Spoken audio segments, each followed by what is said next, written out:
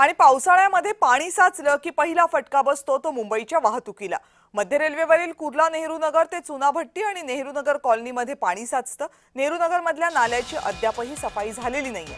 3 फुटांपर्यंत नाल्यामध्ये गाळ आहे। प्रशासन नाले सफाईचा दावा करतंय, पण ठाकरे गटाच्या नगरसेविका प्रवीणा मोरजकर मनपा प्रशासनाकडे पाठपुरावा करतायत। त्यांच्याशी बातचीत केली आमचे प्रतिनिधी मनोज कुलकर्णी यांनी। नाल्यांची ही परिस्थिती आहे, नेमकं काय कारण आहे? पावसाळा तोंडावर आलेला आहे। 15 दिवसावर 10 दिवसावर पावसाळा आलेला आहे आणि असं असताना अजून माझ्या विभागात 169 मध्ये अजिबात नालेसफाई झालेली नाहीये। एक दिवस इथे जेसीबी उतरवले गेले। एका दिवसात जेवढा स्वामी विवेकानंद नाला आहे तेवढा मला वाटतं की एक 4 ते 5 तासापुरतं ते नालेसफाई केली। त्याचा कचरा त्याचा गाळ सुद्धा अजून तिथे आहे।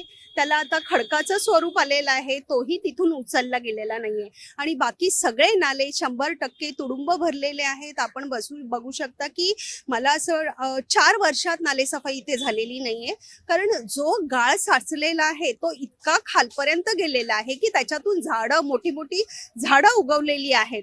तर लवकरात लवकर नाली सफाई झाली नाही तर पुन्हा एकदा दरवर्षीप्रमाणे कुर्ला नेहरू नगर असेल किंवा चुनाभट्टी परिसर असेल पाण्याखाली जाईल आणि याचा जो फटका आहे तो सर्वसामान्य मुंबईकरांना पडेल।